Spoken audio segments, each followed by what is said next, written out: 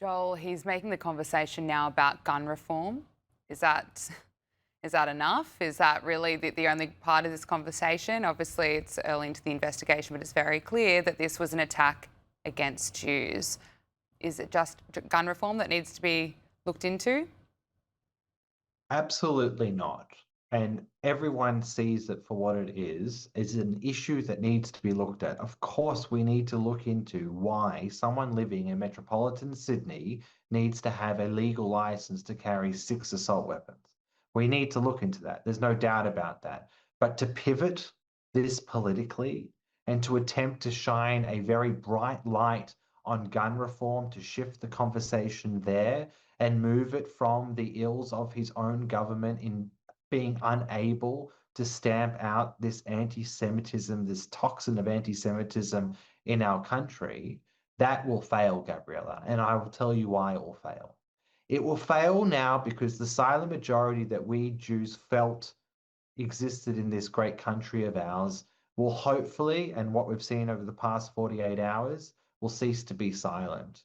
What I saw with the droves of people that came out to Bondi Beach to lay flowers in solidarity with the victims, to I saw the amount of people lining up to blood banks in Sydney and Melbourne offering to give up their blood, and that dear man who was able to disarm one of the terrorists, a Syrian Muslim person of Sydney, who saved countless lives. That is the Australian, that is the Australia that I know. That is the Australia that I remember. And that is the Australia that I hope that we all remember and cherish, and we do everything in our power, regardless of the ineptitude or the vacuum of political leadership at a federal and state level. It is up to Australians, regular Aussies, coming together in a time like this to say, enough. We won't tolerate it anymore. We don't want to see it on our streets anymore. We don't want kids and Jewish people precluded from going into public spaces. We don't want Jewish creatives doxxed. We don't want people calling for death to the IDF and all Zionists are terrorists. Enough is enough.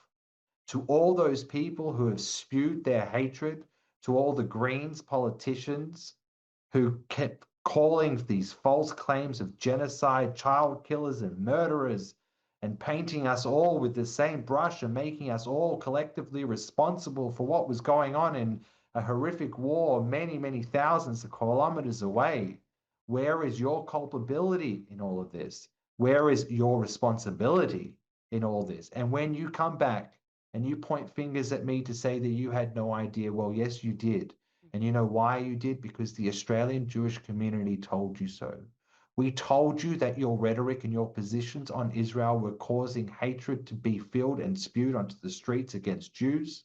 We told you that there was no purity in the pro-Palestinian marchers who were not protesting for the freedom of the Palestinian people, because if they were, they'd be protesting against Hamas and Hamas leadership and the imprisonment that Hamas has put them under. But no, Gabriella, that wasn't the message. The message was about finding and hunting down the Jews. And nobody should be surprised with this terrible outcome. So where to from here?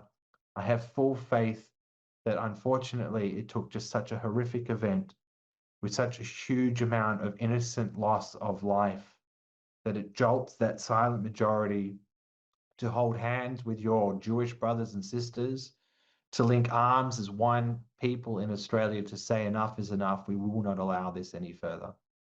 Joel Burnie, incredibly well said. It is up to all of us as Australians to stamp out anti-Semitism. Thank you so much for speaking with us today. We really Thank appreciate you, it, and our Gabriella. hearts are with you. Thank you.